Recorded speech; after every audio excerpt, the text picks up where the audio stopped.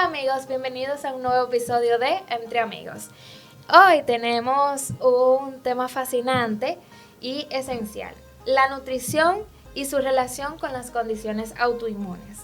Nos acompaña un experto en medicina funcional, el doctor Emilio Meléndez. Hola. El doctor Emilio Meléndez es especialista en medicina funcional, inmunonutrición, microbiota y epigenética, ¿verdad? Sí, así es. Cabe destacar que yo estudié hace muchos años con el doctor en Pucamaima. Lo único que él siguió con el tema de la medicina y bueno. No, pero después yo me fui a Cuba. Sí, bueno, sí. Exacto. Porque ahí hubo una interrupción donde básicamente yo empecé desde cero, pero en Cuba. Y luego entonces ya retomé al país en el 2017, cuando finalicé la carrera. Y ahora es un admirable profesional. Bueno, vamos a entrar en materia de una vez. Doctor, para empezar, ¿podrías explicarnos qué son las enfermedades autoinmunes y por qué está aumentando tanto en la población? Bueno, cuando hablamos de enfermedades autoinmunes tenemos que enfocarnos en cómo nuestro sistema inmunológico se está atacando a sí mismo o está atacando nuestro cuerpo. Es un descontrol. O sea, básicamente tenemos un sistema inmunológico que está supuesto a protegernos, ¿no? Okay. De entrada de patógenos. Entonces, cuando hay un desequilibrio o un descontrol en nuestro mismo organismo, entonces puede pasar esto, de que pacientes que estén teniendo esta predisposición genética en la mayoría de los casos y se estén activando esos genes que estén conllevando a la expresión de la enfermedad, entonces el sistema inmunológico se puede atacar o puede atacar nuestro organismo más bien. Ok, entonces, ¿nos podría hablar un poquito también sobre qué es la medicina funcional? Ah, sí, claro. La medicina funcional surge en 1990 en Estados Unidos, en el Instituto de Medicina Funcional. Y básicamente su enfoque es un poco más hacia esta medicina integrativa, hacia este enfoque holístico, tratando de buscar la raíz del problema que esté teniendo la persona. Claro, la medicina funcional por sí sola no basta. Es decir, esta me viene a ser un complemento de la medicina convencional. Sería muy ilógico considerar que hay una medicina desvinculada de la otra. Claro que no. Una me va a estar sustentando, apoyando y complementando la otra. Entonces, como yo intentar dentro de mi enfoque tratar de buscar una solución al problema que esté teniendo el paciente. Claro, irse directamente en lo que esté afectando. Doctor, entonces, ¿qué importancia tiene la nutrición? O sea, ¿qué papel juega la nutrición en las enfermedades autoinmunes? Juega un papel sumamente importante. A ver, y no solo la parte nutricional, sino el estilo de vida como tal que esté teniendo esta persona que esté padeciendo de una condición, ¿no? A ver, el 70% básicamente del bienestar del paciente va a depender mucho de lo que esté consumiendo. Si nosotros estamos consumiendo comida chatarra y eso va a estar favoreciendo que haya un estado inflamatorio en nosotros y ese mismo estado inflamatorio puede estar activando genes que ya estemos, digamos que hayamos traído, hayamos venido aquí al mundo con esos genes y que nos vayan a propiciar la expresión de una enfermedad. Entonces, si nosotros, por ejemplo, como en el caso de una persona que tenga una predisposición hacia la diabetes, si no se comienza a cuidar y de pronto lo que está comiendo le puede estar favoreciendo esta inflamación, pues evidentemente dentro de poco tiempo la persona va a estar debutando. Entonces, lo mismo pasa con la mayoría de las enfermedades.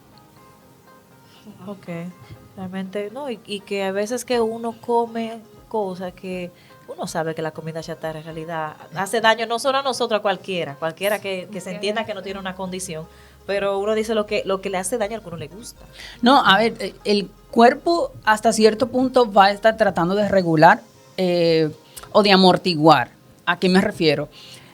Podemos pasarnos que 20 años comiendo ese tipo de comida y quizás no estemos padeciendo de ninguna enfermedad, pero silenciosamente ese mismo estado inflamatorio como consecuencia quizás de ese tipo de comida nos va a estar afectando y llega este momento en el cual ya nuestro cuerpo no puede estar regulando digamos, este desequilibrio que está conllevando el estar comiendo de esa manera, y ahí es cuando vienen las enfermedades en la mayoría de los casos. Es como, espérame, si ya ha surgido esta enfermedad es porque evidentemente ya el cuerpo no ha podido regularla.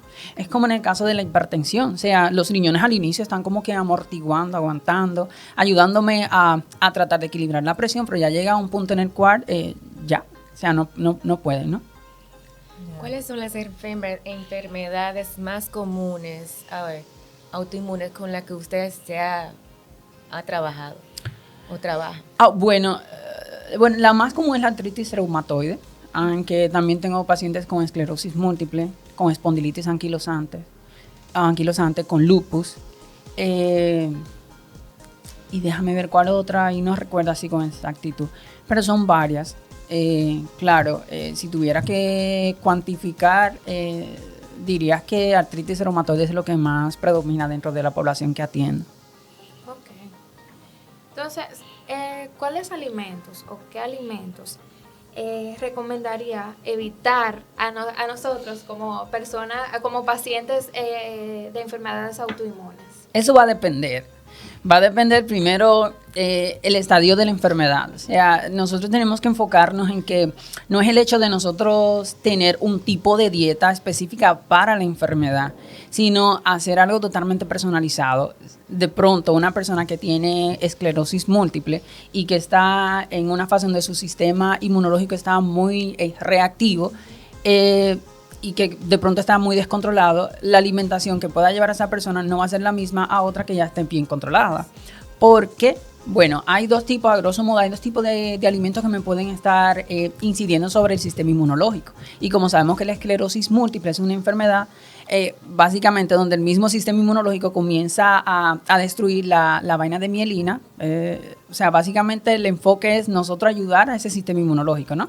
Entonces hay alimentos que me pueden estar estimulando el sistema inmunológico. Y si ya estamos viendo de que el sistema inmunológico puede estar atacándose a sí mismo, o sea, atacando al organismo, a eso me refiero, entonces necesito evitar esos alimentos que son saludables, pero que me pueden estar estimulando esa respuesta inmunológica. Sí.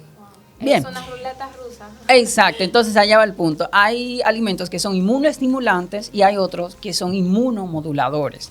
Entonces, en este caso, un paciente que esté en esta fase, lo ideal sería optar por un tipo de dieta donde se le estén proporcionando alimentos inmunomoduladores que me estén ayudando a modular, valga la redundancia, esa respuesta inmunológica. Porque de lo contrario, yo le puedo estar proporcionando al paciente un plan nutricional donde aparentemente todo es saludable, pero me puede estar boicoteando el mismo tratamiento médico que el neurólogo le haya puesto al paciente. Y eso yo no quiero. Ahí es donde entra la microbiota, entonces. Ahí entra el papel incluso de la microbiota. O sea, cuando nosotros tenemos un desequilibrio allí en la microbiota, lo que se denomina la disbiosis intestinal, y que esta va evolucionando incluso hacia la permeabilidad intestinal, que esto sería, imagínate, como pequeños huecos por donde pueden entrar sustancias inflamatorias. Bien, entonces, cuando yo tengo un paciente que tiene afectado su microbiota, y yo no estoy ayudando al restablecimiento de esta microbiota para poder equilibrar la respuesta inmunológica, porque a día de hoy es bien conocido y hay muchísimo aval científico de cómo la microbiota me ayuda a regular el sistema inmunológico, y si tengo un descontrol allí abajo, es de esperarse también que se me esté afectando el sistema inmunológico. Bien, entonces el yo estar regulando la microbiota me estaría ayudando también con esta regulación inmunológica. Okay. Entonces, o sea que a veces, doctor, cuando yo como paciente que también no lleve ninguna dieta, sea en específica, que coma como uno entiende, bueno, yo me alimento, porque hay gente que cree que alimentarse es comer, y no es así. O sea, no es así. No es, o sea, cuando usted se alimenta, usted está comiendo sano, o sea, lo que usted, su cuerpo le pide o requiera. Entonces, doctor, cuando uno, por ejemplo, yo que digo, ay, tengo un deseo de una hamburguesa, ese deseo que me surge, ¿qué me está faltando? Porque a veces dicen, no, que cuando tú te antojas de algo dulce, eso es que tiene la azúcar bajita. O que si tú quieres algo con grasa, es porque no te está pidiendo que el colesterol está bajito. Entonces. No, bueno, eso va a depender. Lo primero, por eso es que tenemos que ver al ser humano de una manera muy personalizada. Porque yo no puedo estar generalizando de que esta conducta alimentaria que estás teniendo es por tal cosa. Quizás en una persona tenga un componente psicoemocional muy muy marcado algún problema a nivel psicoemocional, quizás en otra persona el problema sea a nivel nutricional. Ahí hay un término que usamos muchísimo y es el hambre descomunal o las hambres ocultas, que es, esta manera en cómo tu cuerpo te está pidiendo que le dé esos nutrientes que está careciendo. Y una manera de hacerlo es así, pero yo no puedo decir que ya todo el mundo, por este tipo de conducta alimentaria que pudiera tener, es por esto. Okay. Entonces ahí entraría como este enfoque de nosotros, los médicos funcionales, donde básicamente es tratar de dilucidar bien dónde estaría la raíz del problema para poderle ayudar. Pero ahí vuelvo y retomo la que les decía ahorita. Si de pronto hay un problema de salud meramente, evidentemente necesitamos de la ayuda de otros especialistas que nos puedan ayudar con el abordaje. Porque tiene que ser siempre un abordaje multidisciplinario para todo, incluso para esta cuestión en particular que me estás preguntando. Okay. Estoy quedándome asombrada. No, yo estoy así como que no quiero ni pestañear. Es que yo veo cómo lo está describiendo y lo está desarrollando el doctor Emilio. Y la nutrición es compleja. Lo es. Es sumamente compleja porque tiene que ver al paciente, no a un grupo de pacientes. Ajá. Tiene que ver al paciente, qué necesita ese paciente, aunque tenga una condición de salud. Ajá. Porque yo en mi mente entendía como, no, yo tengo esclerosis múltiple, pues, como decía mi compañera ahorita, la dieta mediterránea. Pero ya veo que no. No es tan así de yo decirte, bueno, ya a ti lo que te corresponde la dieta mediterránea. No, primero tenemos que evaluar el contexto del paciente, tanto desde la parte de su organismo, ver cómo está el componente hormonal, cómo está el componente inmunológico, cómo está el componente inflamatorio del paciente, cómo estamos en cuanto a las vitaminas, en cuanto a los minerales. ¿Por qué? Porque quizás tú que tienes esclerosis múltiple y Luisa que también tiene esclerosis múltiple, a lo mejor Luisa no está teniendo un tema nutricional meramente en cuanto a, por ejemplo, en cuanto a carencia de ciertas vitaminas que a lo mejor tú le estás teniendo. Exacto. Entonces el enfoque de la alimentación se va a direccionar hacia lo que está teniendo la persona actualmente, es decir, cuáles son esas prioridades que voy a estar tratando. Si tenemos el problema a nivel de los minerales, de ciertas vitaminas, pues lo primero sería aquello. Porque si no, yo estarme matando con una enfermedad, dejando lo otro, es como que no está haciendo nada. Sí. ¿Nos pudiera decir, doctor, cuáles son esos alimentos que nos ayudan a la microbiota, a mantener una microbiota saludable? Aquí también va a depender. Por eso es que yo, cuando me preguntan cuáles son los alimentos, o sea, no me gusta mencionarlos porque luego la persona va a asumir de que ya yo estar consumiendo esto, ya voy a tener esto bien. Lo primero siempre será poder evaluar tu microbiota, ver cuáles son esas necesidades.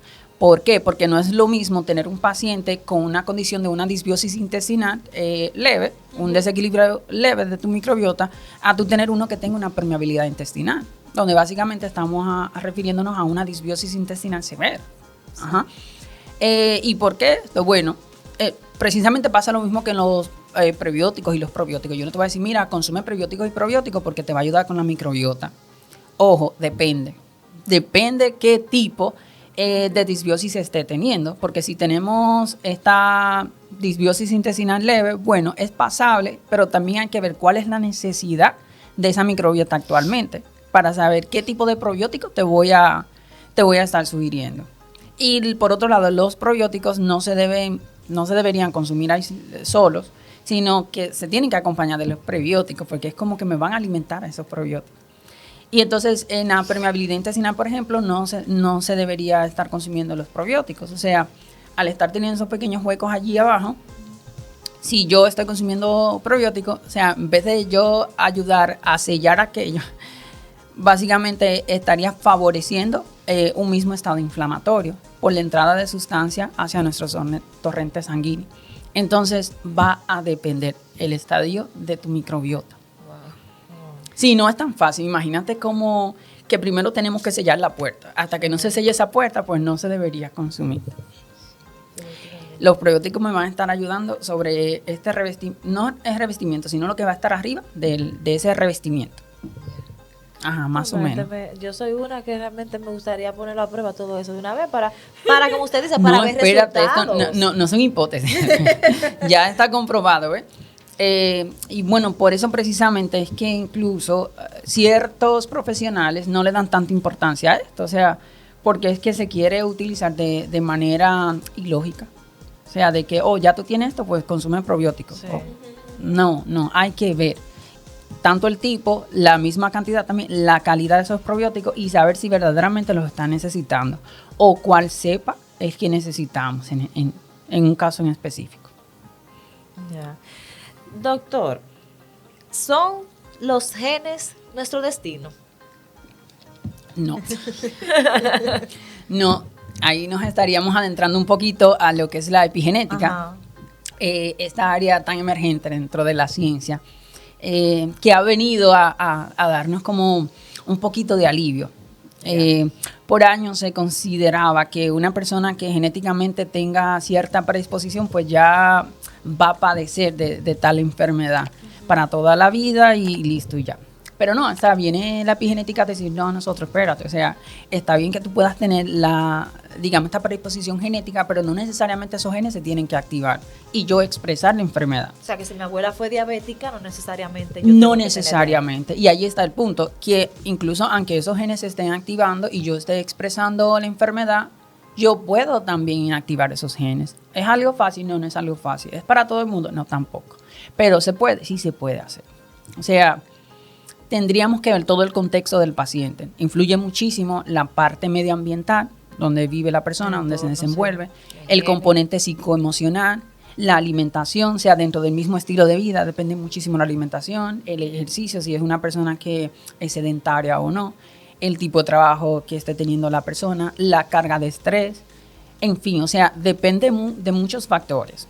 Es como nosotros estar tratando de identificar todos los factores que me pueden estar incidiendo sobre la activación de esos genes. No, realmente yo estoy como desempolvando mi cerebro en el sentido de que, pero mira, como le decía yo al doctor fuera del aire, que la microbiota y la epigenética van de la mano. ¿Por qué? Sí. Porque la microbiota me va a enseñar a mí a comer de una forma que me ayude a mi organismo en todos los sentidos. ¿Para qué? Para que entonces, si hay un gen por ahí, ya sea de cáncer, Dios libre, de diabetes, de cualquier otra patología, entonces con mi alimentación yo evite activar esos genes. ¿Correcto? No solo con la alimentación, recuerda todo lo otro. Exacto, que es un conjunto así de Ajá, o sea, todos aquellos factores que me puedan estar propiciando la activación de esos genes. La alimentación es sumamente importante, pero también influye en las demás áreas que les comentaba. Exacto, ejercicio, usted mencionaba, la parte también del estrés, exacto, la parte emocional, o sea que son... No, pero ahí te voy hacia algo que básicamente no se le da tanta importancia, el mismo descanso, o sea, el sueño. Wow. Nosotros necesitamos tratar de arribar a un sueño reparador, un sueño profundo, porque allí es donde nuestro cuerpo intenta reparar todo el daño durante el día. Ustedes saben qué cantidad de radicales libres constantemente estamos produciendo durante el día. Y la pregunta es, ¿quién se encarga de neutralizar esos radicales libres? Nuestro cuerpo. ¿Pero en qué momento lo hace? En ese sueño profundo. Entonces allá va la importancia del descanso, pero un descanso de calidad. Porque si yo no llego a ese sueño profundo, entonces todo esto se me va a ir acumulando y me puede propiciar un estado inflamatorio. ¿Por qué? Porque se pueden estar liberando sustancias inflamatorias como el factor de necrosis tumoral alfa y la interleuquina 6. ¿Esa gente quiénes son? Bueno, que me pueden inflamar, ya. Sustancias que me pueden inflamar y que se... No, pero mira, una de las cosas precisamente que yo ando... No, una de las cosas ahí que yo ando con los pacientes en la consulta, a ver, mi consulta dura 1 hora y media, literal, o sea, yo estoy 1 hora y media contigo. Sí, claro, porque tenemos que ahondar en todo tu estilo de vida. La manera en cómo tú comes, te puede inflamar. Fíjate, no solamente lo que tú comes, sino también la manera en cómo tú comes. ¿Cómo sucede esto? Bueno, si nosotros estamos comiendo y estamos haciendo varias cosas a la vez, se nos va a estar activando nuestro sistema simpático. Si se activa el simpático mientras estamos comiendo, entonces se va a enlentecer el vaciado gástrico, es decir, la comida que esté en el estómago se va a enlentecer para llegar al intestino. 2, las enzimas digestivas que las necesitamos van a disminuir en su producción. 3, la absorción de los nutrientes de esos alimentos también va a disminuir. 4, todo esto me va a estar simulando un estrés endógeno y se me va a disparar el cortisol como respuesta al mismo. Pero cuando se dispara el cortisol, comienzan a incrementarse de manera transitoria los niveles de azúcar en sangre. Todo eso mientras estamos comiendo. Y el cuerpo necesita bajar bruscamente esos niveles. ¿Y cómo lo hace? Disparando la insulina. ¿Cómo ustedes pueden validar esto? Bueno, la mayoría de los pacientes tienen esta sensación de que después de comer estoy como así como medio cansado, el sueñito, ¿no? Sí. Allá va. Entonces, fíjate, todo este ciclo me está generando también radicales libres. Y si en la noche no estamos teniendo este descanso que les estaba comentando ahora, ahí viene la parte de que incrementa el riesgo de nosotros estarnos inflamando, solamente por la manera en cómo estamos comiendo. Ay, a veces le Eso es comenté- fisiología pura. Sí. Con eso del sueño crisis que le ha pasado, yo creo que a todos, que a veces cuando uno no tiene un sueño reparador, que Sí. uno descansa correctamente, uno se levanta como modo slow motion, o sea, como cámara lenta. Sí, es Yo cierto. los sábados, porque tengo de venir para acá, la El noche compromiso, anterior sí. no descanso. O sea, y yo estoy dormida, con los ojos cerrados, Ajá. ¿verdad? Pero mi cuerpo se levanta cansada y al otro día usted me ve lenta, que usted me habla Claro. y usted cree que yo lo estoy escuchando, pero mi mente está allá. Sí. O usted me habla y me pregunta y yo, ¿qué? O sea, no estoy aquí. Ujú. Y es por la falta del sueño. Y me he dado cuenta. Sí, es que importa muchísimo. Problema. Exacto. Pero no solo es el tú dormir, sino el tú poder llegar o conciliar ese sueño Exacto. profundo, el descansar como tal. O sea, muchas veces nosotros dormimos hasta 7, 8 horas, pero la pregunta es si esas horas de sueño fueron de calidad. Yo fui una persona que me estuve despertando tanto por las madrugadas. Intenté reconciliar el sueño, pero no pude. Y entonces ahí nos tenemos que enfocar en qué yo estoy haciendo para favorecer esa calidad del sueño. Si estoy teniendo o no una rutina de sueño antes de dormir. Si estoy entrenando a mi cerebro de que, mira, voy apagando todo porque ya voy a dormir. Si estoy haciendo que si climatizando la habitación, que si dejando el celular una hora antes, que si de pronto ya ir apagando las luces, que si bañarme con agua tibia. O sea, son cosas que voy haciendo diciéndole a mi cerebro, mira, ya, ve ya no preparando, descansa. ayúdame, ve preparando todo para yo descansar. Y lo otro es, ¿cuáles son las cosas que hago en la cama? La cama se hizo para dos cosas, o para la intimidad o para el dormir. El tú estar usando el celular, el leer, el ver el televisor, el hablar, todo eso hace que tu cerebro en un determinado momento se pueda confundir y se Ya. pierda esta asociación de que la cama para dormir o la cama para la intimidad. Entonces ahí viene cuando tú te despiertas por la madrugada, estás intentando reconciliar el sueño, pero tu cerebro no sabe qué tú quieres hacer. Tu cerebro no sabe si tú quieres usar el celular, si tú quieres hablar, si quieres leer, si quieres ver televisor, si quieres intimar o si tú quieres descansar. No sabe. Ya. Entonces necesitamos ayudar a nuestro cerebro. Entonces son cosas que están a nuestro alcance y que no las hacemos. Entonces, adoptar un estilo de vida saludable es lo que usted nos recomienda para literalmente cambiar nuestra expresión genética y la mejoría del higiene del funcionamiento, sueño la también. higiene del sueño. A ver, es que básicamente nosotros nos enfermamos por nuestros hábitos. Ya. O sea, lo que les comentaba ahorita, nuestro cuerpo en un inicio nos comienza a amortiguar y nosotros decimos, nos sentimos bien. Pero va a llegar ese momento en el cual ya el cuerpo no puede, No aguanta. no aguanta. Esos mecanismos que teníamos ya comienzan a fallar. Es como la parte esta del hígado. El hígado nos ayuda a desintoxicar, pero llega un punto en el cual se puede cansar. Como todo, tu páncreas. Los O sea, riñones. hay, o los riñones también, pero lo del páncreas ahí me iba a adentrar a, por ejemplo, la diabetes tipo 2.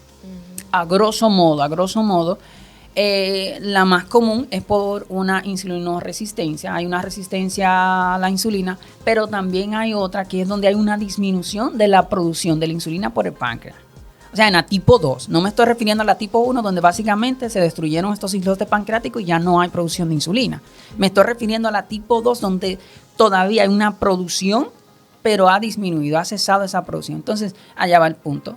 Esa fatiga, ese cansancio. O sea, literal, eso pasa con todos los órganos. el doctor hablando y en mi cabeza yo estoy viendo como un muñequito. No, pero es así. Yo estoy viendo el intestino y todo eso, wow. Qué interesante todo esto. Sí, lo es. Entonces, cuando le damos importancia, comenzamos a ver resultados. ¿Usted tiene alguna anécdota que nos pueda dar? Testimonio, Obvio, ¿verdad? Obvio, testimonio, obvio, manteniendo la confidencialidad del paciente. Sí. Yo creo que ahorita hablábamos antes de que entráramos a esto, de un caso que usted tuvo de un niño, del cambio con la dieta y la... Oh, sí, que junto con la pediatra, sí. Bueno, es un niño que tiene autismo y que, bueno, por vía de su pediatra estuvimos ayudando con la parte esta de su microbiota. Ya.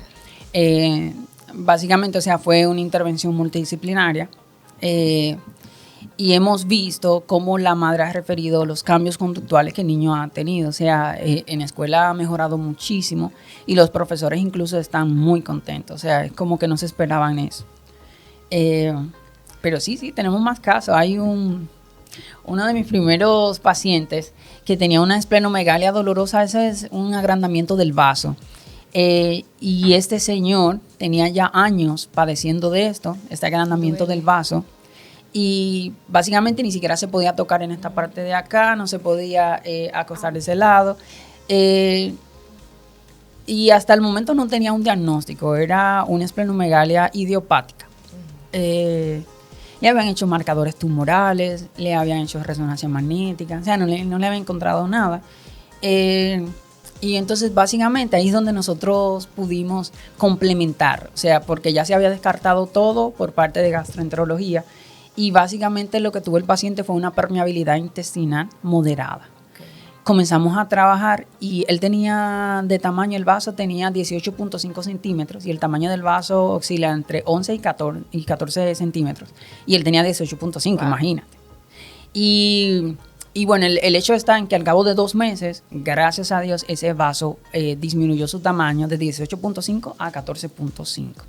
El paciente, todos los síntomas que tenía habían cesado. O sea, el paciente es otra persona. Y las complicaciones que momentáneamente estaba teniendo también desaparecieron, gracias a Dios. Y bueno, así tenemos otros casos también muy felices y contentos. Solamente con el cambio de la alimentación. El estilo de vida. El estilo de vida. Claro, la alimentación estaría dentro de ese estilo de vida. Estilo de vida, que tenemos que dejar eso aquí. No, sí, porque es que abarca varias áreas. Entonces, nosotros referirnos solo a la alimentación o dejarle todo a la alimentación no es suficiente. Es importante, sí, pero no es lo único. Wow. Es muy interesante. Por ejemplo, en ese mismo caso, ¿nos podría decir, por ejemplo, qué él hacía antes y qué él empezó a hacer después para ver la mejoría? Bueno, primero evaluamos lo de su microbiota y pudimos estadiar cómo estaba. Pero en sentido general era un paciente que comía lo que fuera. Lo que en ese momento tenía a disposición. Lo de las partes de las harinas refinadas, lo de los dulces, lo de las horas, o sea, podía comer incluso tarde de noche, manejaba demasiado estrés. Lo del descanso que tampoco le estaba teniendo. En fin, eran muchas cosas. Y eso con el tiempo le fue afectando. Claro, en el caso de también hubo un componente genético importante, pero como nosotros aislándole de todo lo que le estaba favoreciendo hacia ese estado de salud en el que estaba, fue la clave para poderle ayudar. Muy interesante. O sea, que realmente lo que entra por la boca influye, al igual también como otros factores, como el doctor decía. O sea, en resumen, tu estilo de vida, dependiendo de cómo tú lo estés llevando, eso va entonces a ser un detonante en diferentes áreas, ¿verdad? Sí, exactamente. Ya, porque yo me vino a la mente ahora, doctor. Así como hay personas que tal vez vayan por su consultorio y usted le haga el estudio, ¿verdad? Para ver cómo está su microbiota, y a lo mejor esa persona fue como buscando como una dieta. Uh-huh. Pero cuando usted hizo el estudio de su microbiota, usted determinó, no, pero realmente no está mal, y esa persona a lo mejor no llevó ninguna dieta, sino que vivía su vida comiendo de todo. ¿Ha pasado ese caso? Bueno, yo no hago estudios, lo primero. Bueno, ok, pero Ajá. me refiero, por ejemplo, para usted determinar su microbiota, ¿cómo está? Como usted me dijo anteriormente. Sí, a ver, hay varias pruebas que incluso se pueden ordenar para esto. Pero algo tan sencillo como un buen coprológico y un buen coprocultivo nos habla mucho. O sea, nos habla muchísimo de esa microbiota. Y no tendría yo que acudir a pruebas muy costosas como la sonolina. La sonolina es esta proteína que me va a ayudar a mantener los enterocitos, las células de tu intestino, me van a mantener aquello así como pegadito. Entonces, cuando hay una permeabilidad intestinal, ¿qué pasa con esta sonolina? ¿Qué pasa? Sangre. Entonces, eso es lo que medimos. O sea, con esa prueba de sangre medimos la cantidad de sonolina que pueda haber. Entonces, allá va. Esa prueba es muy cara. Cuesta como 50,000 pesos. No la cubre el seguro.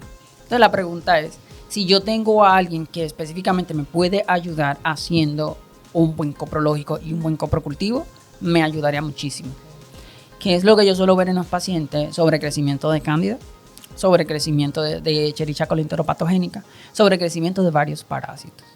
Entonces ya nosotros teniendo esto a mano es como, ok, espérate, vamos a ir ayudando a regular esto y paralelo a esta intervención vamos a ir ayudando con el componente inflamatorio, porque es que cuando tenemos una afectación allí en la microbiota se suele acompañar de un estado inflamatorio porque está haciendo una puerta de entrada. Entonces, ¿qué pasa? Que si yo tengo un paciente que tiene 7 diagnósticos, por poner un ejemplo, o 5 diagnósticos, la pregunta es, ¿cuál es la prioridad? Ok, prioridad es cerrar puerta de entrada. ¿Hacia qué? Hacia inflamación. Y la otra prioridad, ¿cuál va a ser? Inflamación. Entonces, yo trabajando inflamación y cerrando todas esas puertas de entrada, estaría ayudando al mismo cuerpo a que aquellas cosas que ahora mismo están alteradas, si después de quitar esto pueda hacer este proceso de autorregulación. Yo tengo pacientes que el componente hormonal se le ha autorregulado después de quitar inflamación. Hay otros que no, que hay que ayudarle al cuerpo a, digamos, con un tipo de intervención para que pueda regular el componente hormonal. Pero yo no me voy a estar matando con el componente hormonal si estoy en un estado inflamatorio. Yo no me voy a matar con el estado inflamatorio si estoy dejando puertas de entradas abiertas. Eso es como yo por un lado sacando un agua y por otro entrándola. Por eso es que a veces cuando no se vamos a decir, no se va a la raíz del asunto, entonces por eso es que hay personas que dicen, pero yo no he mejorado, doctor, y usted pastilla, medicamento.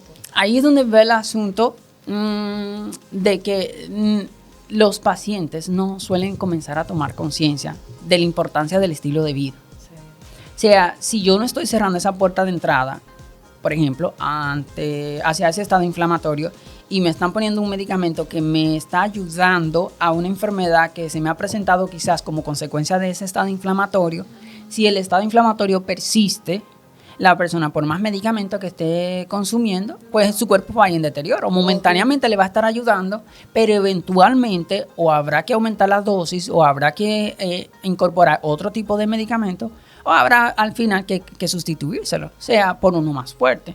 Entonces la pregunta es, ¿dónde está el problema? Ajá. El problema está en lo que la persona no está haciendo. La modificación de su estilo de vida, en sentido general. ¿Ves? Entonces, pero al final todo va a depender de cada caso.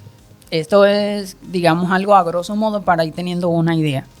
Y el problema tampoco en sí no es el medicamento, sino lo que está ayudando a ese deterioro del cuerpo. A cambiar el estilo de vida. Yo creo que para todas. Sí, todos. pero es que Sí. hay muchísimos malos hábitos, mañitas que uno tiene. Yo como de noche. Yo, por ejemplo, a veces yo me levanto a las 6, 5, 4, a la hora que me dé hambre, yo me hago media libra de espagueti.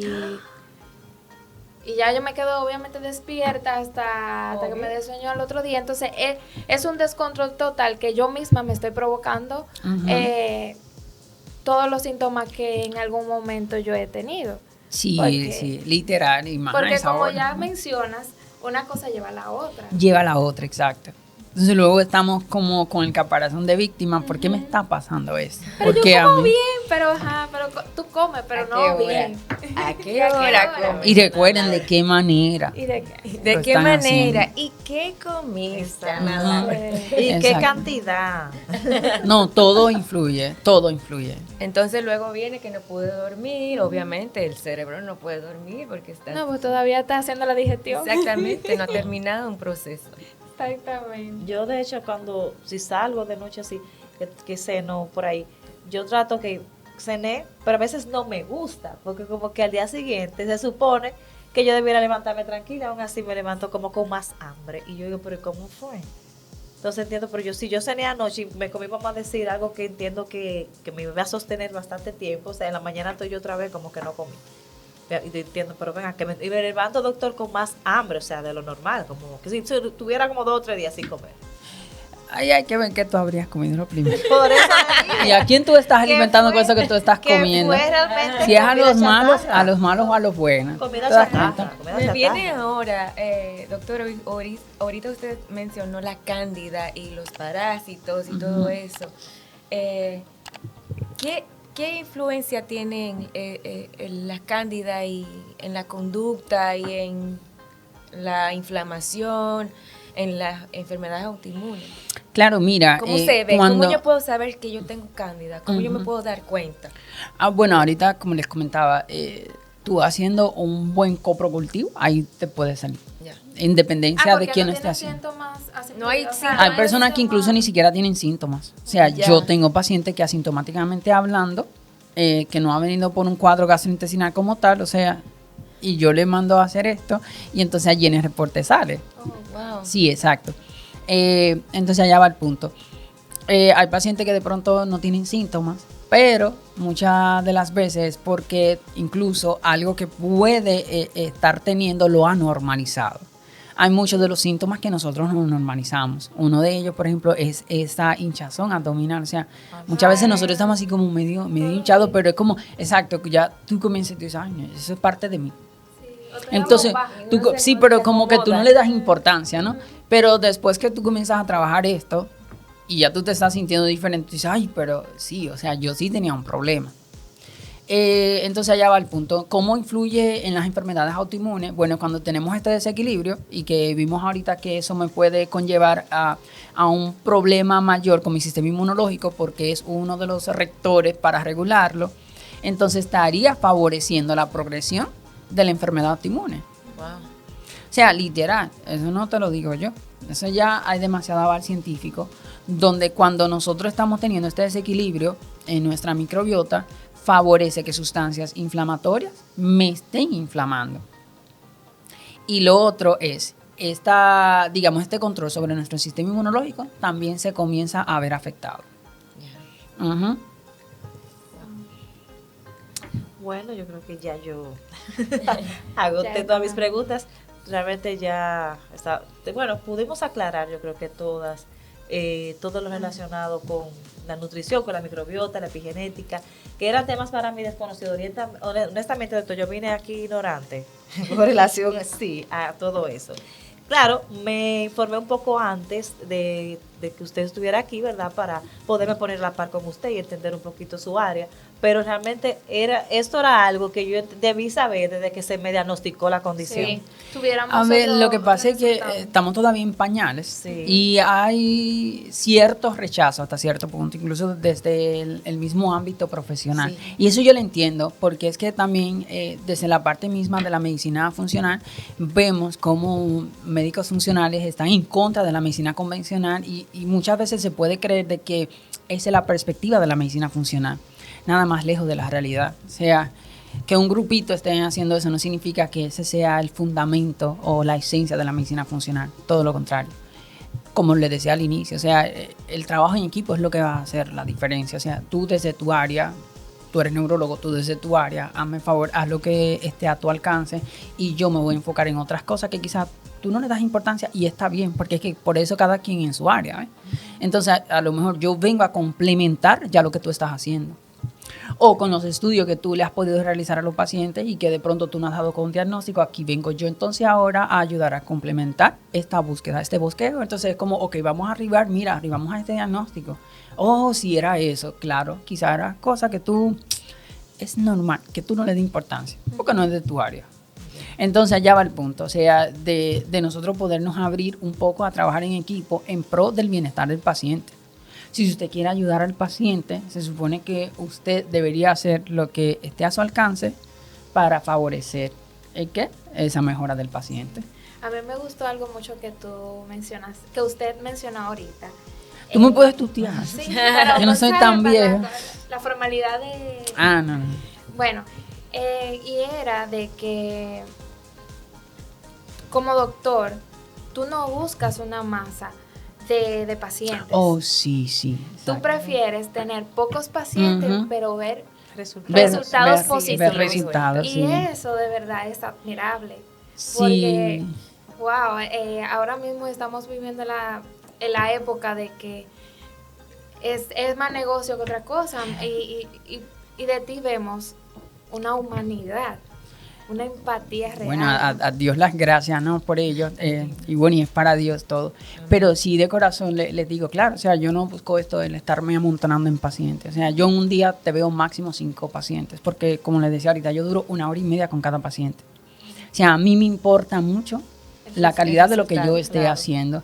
Y evidentemente ese es el resultado, ¿no? Entonces, si estudié esto para hacerme rico, creo que me equivoqué.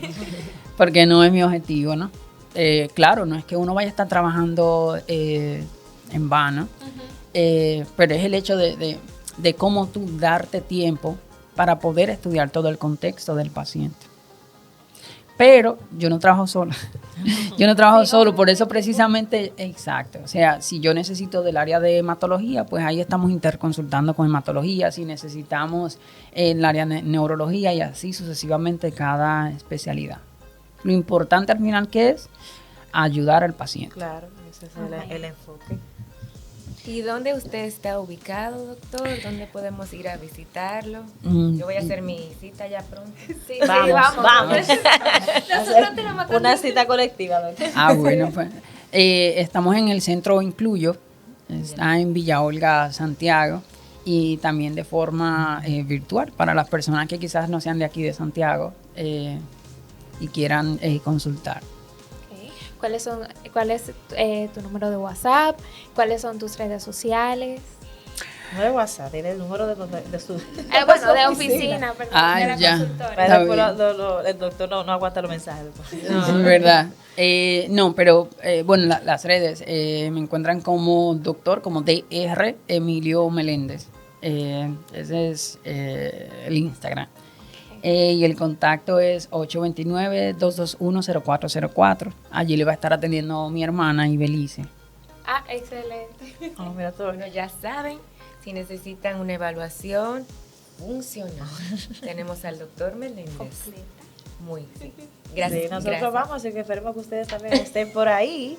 Claro, para que el día que lo vieron aquí en Entre Amigos y que puedan también lograr esos resultados que tal vez no han podido lograr en cuanto a y que puedan también empezar a tener un estilo de vida saludable. Sí, yo creo que Exacto. con eso que nos quedamos. Hay que cambiar el estilo Hay de que vida. cambiar el estilo de Hay vida. que cambiar el No, estilo de vida. ahí está la clave. Muchas gracias a ustedes por la invitación. Ha sido todo un placer.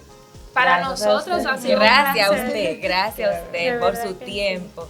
La verdad, Por y su sabiduría, alimentarnos sí, con- y con su toda sabiduría, claro que sí, definitivamente, muchas gracias. Gracias. Y ustedes, pues, gracias por participar en el día de hoy, en este episodio. Recuerden compartirlo si entienden que le puede ser útil para alguien más. Y síganos en las redes sociales, Instagram, YouTube, Twitter, TikTok, todas las que ustedes ya conocen. Nosotros estamos en todas partes. Así que bye bye, hasta el próximo episodio.